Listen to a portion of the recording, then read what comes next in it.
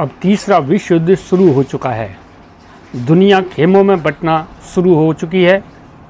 रूस, Afghanistan, Iran, Israel, युद्ध के बाद कनाडा, चीन, अमेरिका, पाकिस्तान, भारत समेत तमाम मुल्क भी तनातनी के दौर से गुजर रहे हैं। गाजा के ताज़ा हालात पर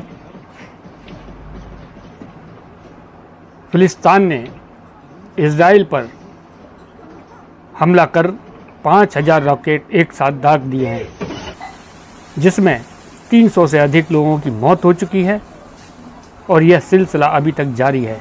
वहीं 750 लोग लापता हैं।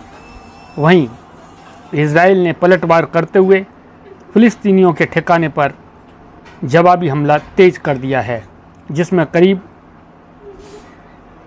300 से अधिक लोग मारे जा चुके हैं। वहीं अफरा तफरी का माहौल बना हुआ है। इजराइल के पीएम नेतन्याहू ने दुश्मन को भारी कीमत चुकाने की चेतावनी देते हुए इसे युद्ध की संज्ञा दे डाली है। इस मामले के बाद मुस्लिम देश जहां एकजुट हो रहे हैं, वहीं ईरान ने पटाखे छोड़कर खुशी मनाई है। इजराइल में भारत के 18,000 से अधिक भारतीय रह रहे हैं।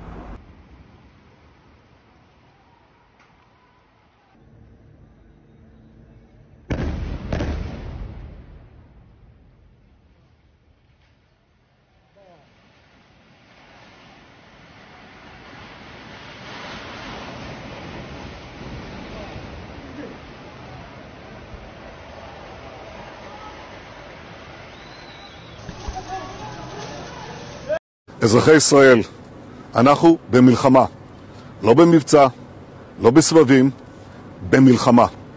הבוקר חמאס פתח במתקפת פתע רצחני נגד מדינת ישראל ונגד אזרחיה. אנחנו בתוך זה משעות הבוקר המוקדמות.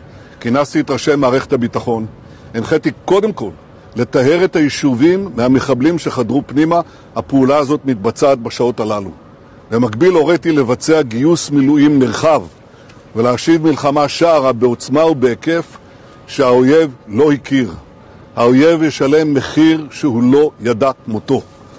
אני קורא בינתיים לכל אזרחי ישראל להישמע בקפדנות להנחיות הצבא, להנחיות פיקוד העורף. אנחנו במלחמה ואנחנו ננצח בה.